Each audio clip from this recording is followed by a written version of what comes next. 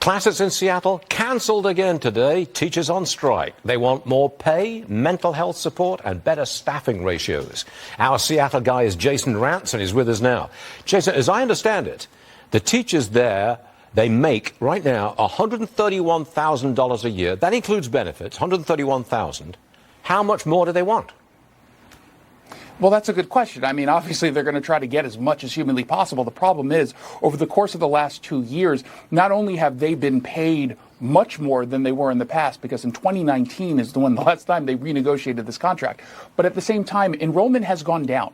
So kids are actually leaving, and funding to schools, that's tied to enrollment. So they're basically saying we're not doing as good enough a job as we've done in the past, to the point where people are leaving, and yet we're still asking for more. Because as you point out, it's $131,000 when you include benefits. But let's be clear, let's take that completely out of it.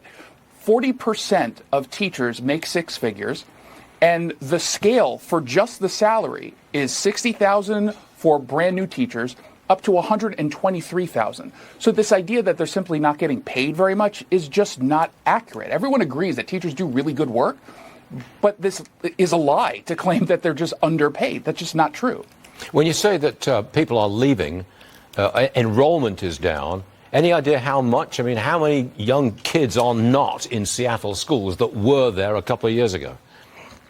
Yeah, you've got about 4,000 families who decided to leave over the course of the last couple of years. Some of that has to do with the fact that the schools were closed for so long, except in the private sector. So private school enrollment and, of course, homeschooling went up over the course of the last 2 years because of the COVID lockdowns. The other part is, and I've spoken to a lot of these parents, they just don't like the curriculum and the direction that the schools have been going, leaning into BLM stuff, the gender identity stuff. And then, of course, you had this big controversy about homeless encampments that were on campuses, and the school board refused to clear them. And so that really just pushed a lot of parents out. I'm not surprised at that. Here's one for you. The mayor of Portland, Ted Wheeler, he's pleading with residents to stay in the city as more people move out. He says, and I'm quoting now, "We're starting to see the positive results. This isn't the time to pack up and quit. I want people to work with us, not get mad and leave. Fine, get mad at me, scream at me, but work with me." Your reaction to that, Jason? Yeah, I mean, here's the deal. They've been trying to work with the city for years. This is not all of a sudden a new homeless crisis that's been happening overnight.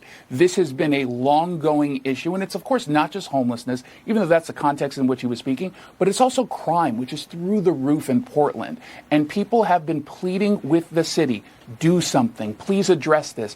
Please come up with policies that don't just allow homeless people to hang out wherever it is they want to hang out, and don't completely say we're going to defund police and then not enforce the law.